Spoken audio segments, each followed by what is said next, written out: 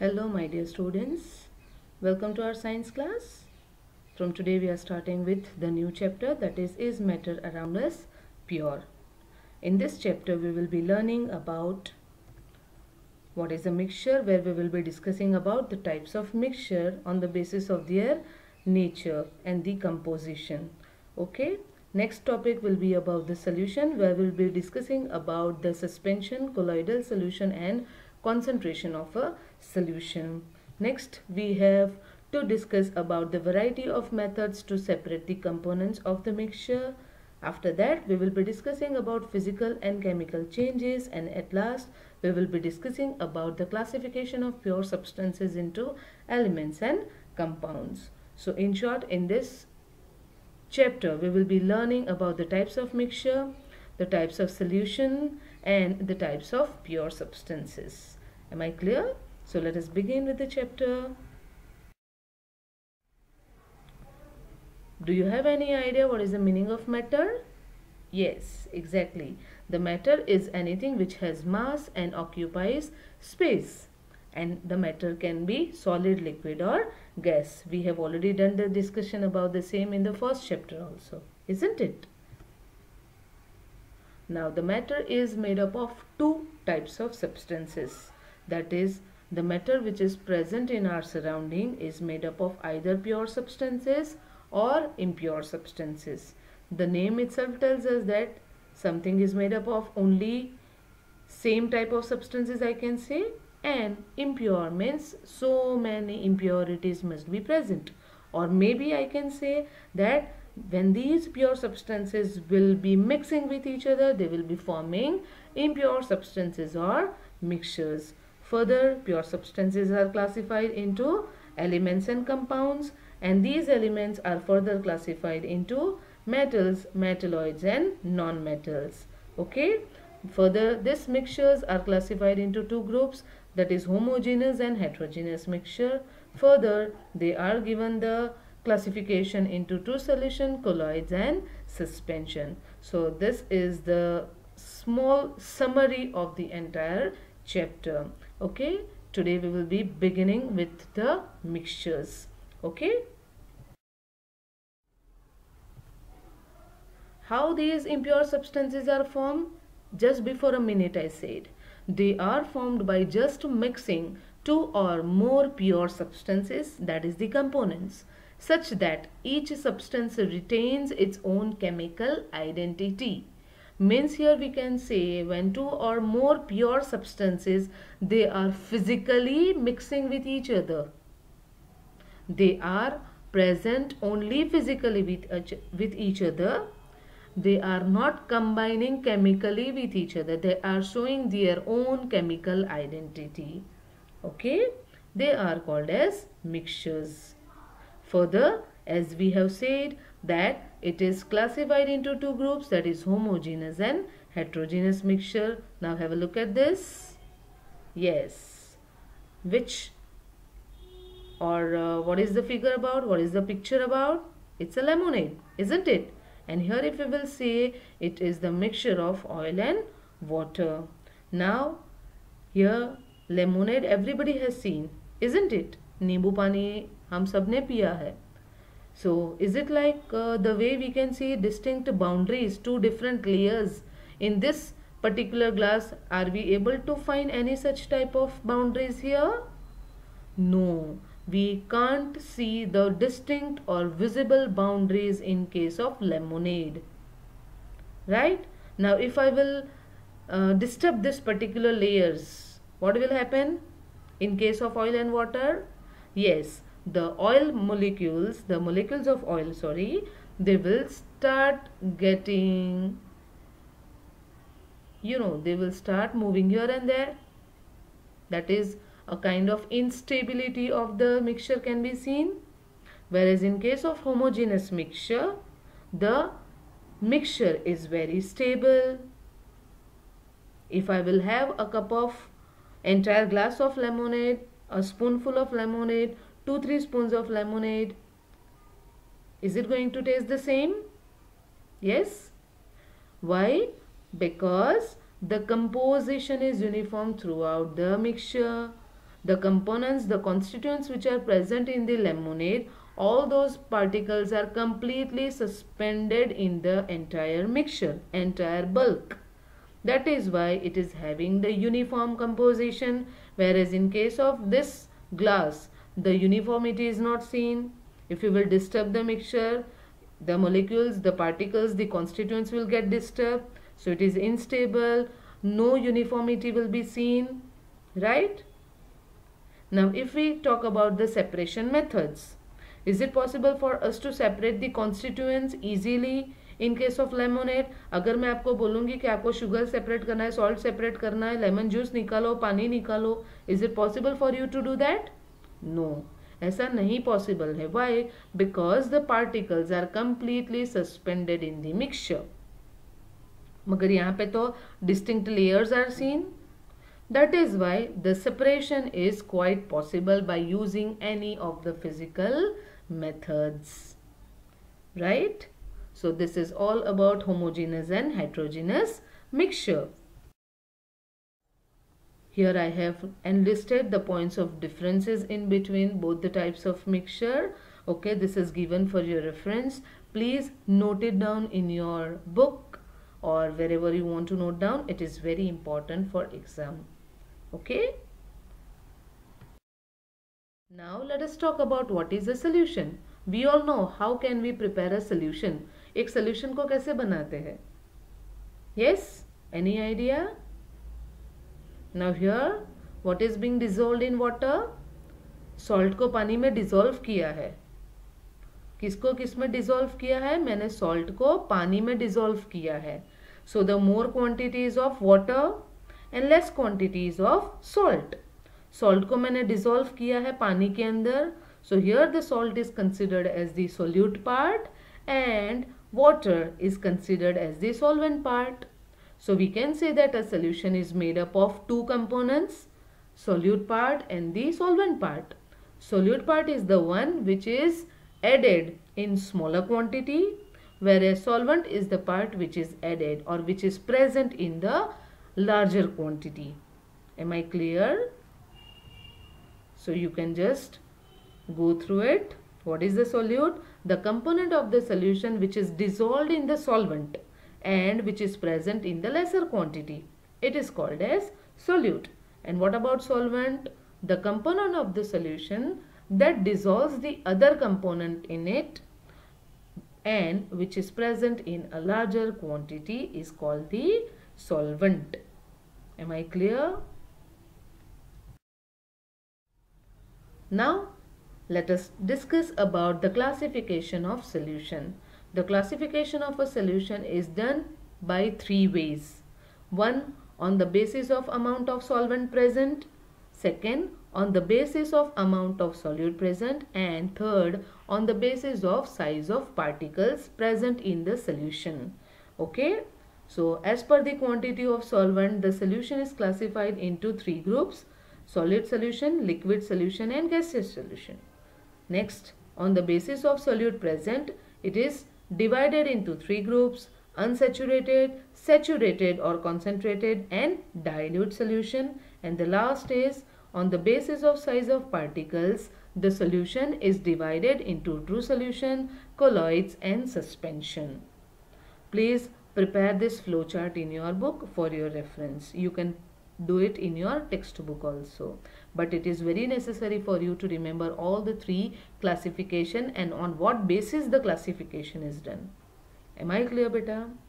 Okay. So now if we talk about the types of solution on the basis of amount of solvent, the first is solid solution. Now here, what is the classification done on what basis? On the basis of amount of solvent. So obviously in this type of solution, the solvent is in a solid state. Yes. So alloy is the best example of the solid solution. What is alloy? It is made up of two or more chemical elements of which at least one is metal. Okay. दो elements को जब combine करते हैं, दो chemical elements में से एक minimum metal होना चाहिए. The other can be also metal and the other can be also non-metal. Am I clear? And an alloy has the properties different from the metals it is made up of. Most alloys are made by melting the metals, mixing them while they are liquid to form a solution, then leaving them to cool and turn solid again. यानी कि जो alloys कैसे बनते हैं, पहले metal को melt करना है, फिर उसको लिक्विड फॉर्म में डालो, लिक्विड को बाद में जो शेप में देना है उसको उसमें मोल्ड कर दीजिए. After that it will be cool down and this way the alloy is formed. Am I clear? Here I have given you the examples of alloy. They are steel, solder, brass, pewter, duralumin, bronze and amalgams. Okay. Among this you can remember the easier ones. Steel, brass, which is given in your textbook also. Bronze is also quite easier to remember, and amalgams. Okay. So please remember the 4 examples of solid solution. Okay. Now the next is liquid solution. Here I have given you 5 common alloying elements also. You can write it down in your textbook. It is given only for your reference. Okay, beta. Let's discuss about liquid solution. In the previous one I said solid solution kaise bana hai? Because the solvent is in solid state. Now why it is considered as a liquid solution? Because here the solvent is in liquid state, isn't it? Right? So here the examples are given. Sugar solution, where sugar is the solute and water is the solvent. Here aerated drinks, our most favorite cold drinks, isn't it? So यहाँ पे भी क्या होता है, पानी के अंदर carbon dioxide को डिसॉल्व कर देते हैं. Okay. The next is tincture of iodine. It is the mixture of iodine into alcohol, where iodine is acting as the solute part and alcohol is acting as the solvent part. So in all these 3 examples, the state of solvent is liquid. That is why they are considered as the liquid solution. Please remember the examples. Even the salt solution can be considered as the example of liquid solution. Am I clear, beta? Next we have gaseous solution. Likewise, what we have discussed, if the state of solvent is gaseous, then it will be considered as the gaseous solution. Okay, here I have given you the examples. Please remember them. Air is the best example of gaseous solution, where all the gases are suspended in the gas itself. Carbon monoxide in the air and naphthalene in the air. Okay. Here you can see on the screen, table is prepared for your reference. So this way also you can note down the types of solution. In that, what is the state of the solvent? Of course, the state of solvent will be the same as solid, liquid, gas, because on that basis only the entire classification is done. Okay, the state of solute may be different, and as per the examples, the state of solute will also be changed. Am I clear? So please remember the examples of each type of solution. Fine. Now before we proceed to the next type of classification, let us start with what is Tyndall effect. Here you can see a flashlight. A flashlight is focused on these 2 beakers, but this ray or the rays or the pathway which is passing through, it is not clearly seen here in this glass, but the yellow color path is clearly visible into this particular glass. So how come it is possible? So this particular phenomena which is seen in this particular beaker and it is not seen here, this is known as Tyndall effect. So what is Tyndall effect? It is the scattering of beam of light. And how come this scattering is possible? It is possible only when the suspended particles are bigger enough. Bigger enough in the sense, it should neither be very small nor should be very big.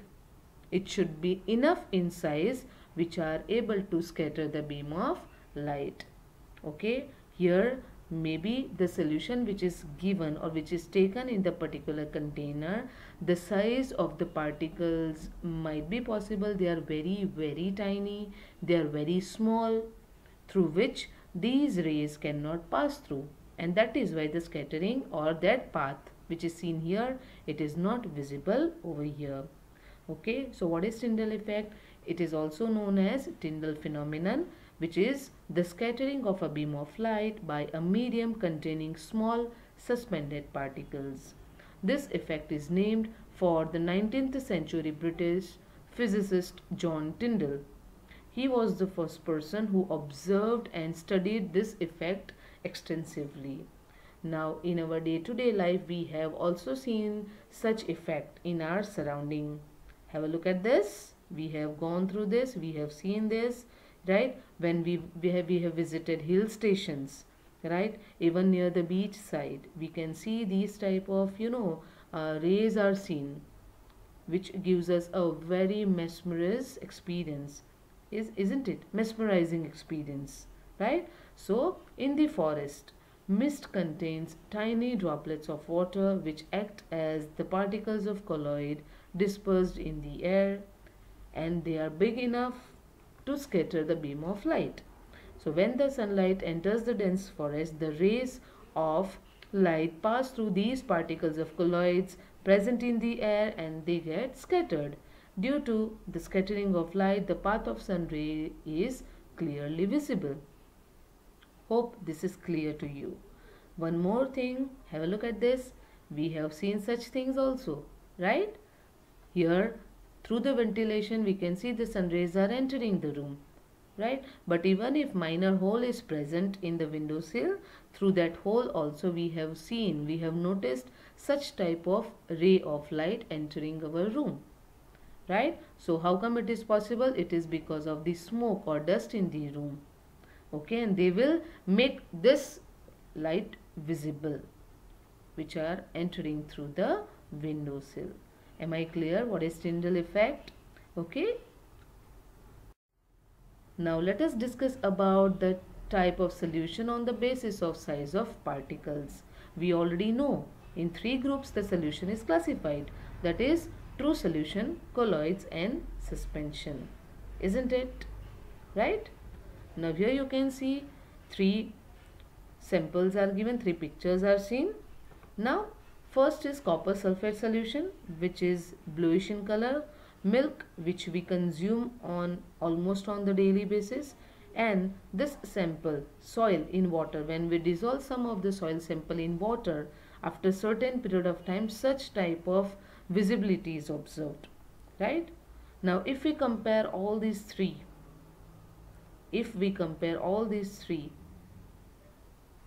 what will be the points of differences? Here some boundaries are seen, because here clearly two distinct boundaries are seen. Here at the bottom the suspended particles, the heavier particles are there, whereas here only water is visible, right? Here in case of milk we can't see any boundaries.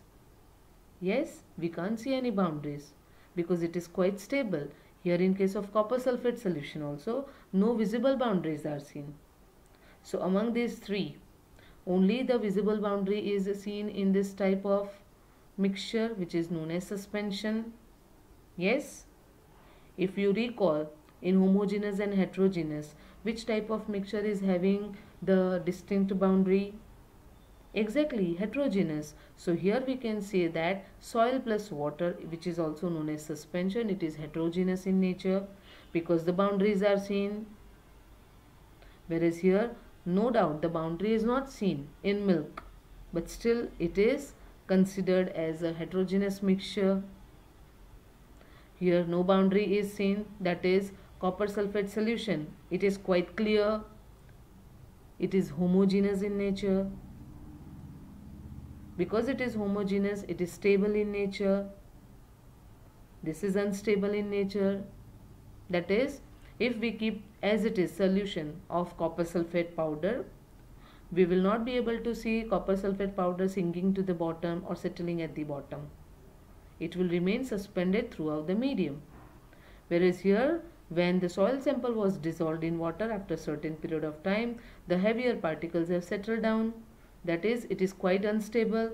Why? Because now if I will disturb this solution, the soil particles will start moving again, right? If we can see the layers, we can separate the layers easily by using decantation way, sedimentation. See, this is the sedimentation process, isn't it? Now if I will remove this particular layer of water, that is decantation, and even if after decantation, if some quantity of water will be remaining here, I can use the filtration way also to separate the components, isn't it? So here we can say suspension can be separated by using any physical methods also. Whereas in case of these two, no boundaries are seen. Due to that reason, simple physical methods will not be applicable for the separation. Yes? But here in case of colloid, that is milk, we can use centrifugation method, where the sample of milk will be spun at a very high speed, and after the process gets over, the fat objects, fat molecules which are present in milk, they will be floating on the surface, and at the bottom the lighter particles will be seen. So this way we can separate the components of colloid by using centrifugation method. Did you follow? This is transparent in nature, this is translucent in nature, this is opaque in nature. Now the most important part is about Tyndall effect. Yes, Tyndall effect is shown only by the colloids. Why? Because if we talk about the size of particles, in copper sulfate solution, salt solution, sugar solution, we are not able to see the particles with our naked eyes, neither with the help of the microscope. They are so tiny. The range is almost less than 1 nanometer. Okay, whereas in case of colloid, the range of particle size is in between 1 to 100 nanometer. That is, microscopically we can observe the particles. Now here in the suspension, the soil samples are seen. That is, the size of particles is more than 100 nanometer. It is easily visible to our naked eyes. Yes, did you all understand? So whatever discussion we have done right now, that is about the two solution, colloids and suspension. The example for true solution is copper sulfate solution, salt solution, sugar solution. For colloids, milk is the best example. Along with milk, even milk cream, then jelly, butter, cheese, shaving cream, foam, rubber, pumice, all these are the examples of colloid. In case of suspension, it can be any mixture like soil and water, then the mixture of oil and water, immiscible liquids, right? And even when iron filings and sulfur powder, they are physically mixed together. That is also creating the suspension, right? Now look here. These are the characteristics and properties of true solution. You can go through it. Okay, all the characteristics are discussed right now with the help of those three pictures. Okay, the example is given here: salt solution and sugar solution. Homogeneous in nature, the size of particles is less than 1 nanometer. Please remember this, because this is the only point on which the solution is classified into three groups. That is, the particles are not visible through microscope also. The solution is very stable and transparent. No distinct boundaries are seen. So the particles cannot be separated by using any physical methods. It does not scatter the beam of light. That is, does not show Tyndall effect. And the examples. Okay. Here colloids. It is a heterogeneous mixture. The range is between 100 to 1 nanometer to 100 nanometer. That is visible through microscope. The solution is very stable and translucent. There is a special technique known as centrifugation, which can be used to separate the colloidal particles from a colloidal solution. No boundaries are seen, but the particles are big enough to scatter the beam of light. That is, they show Tyndall effect. Now these are the examples. Please go through it and please remember each of the examples. Fine. Now let's discuss about the suspension. It is also heterogeneous in nature. Size of particles is more than 100 nanometer, means visible to the naked eyes. It is unstable and opaque. Boundaries are seen. So particles can be separated by using any physical methods. It may or may not scatter a beam of light. That is, it may show or may not show Tyndall effect. These are the examples of suspension. Okay. So that's all for today. Stay tuned for the next video. Thank you. Have a nice day.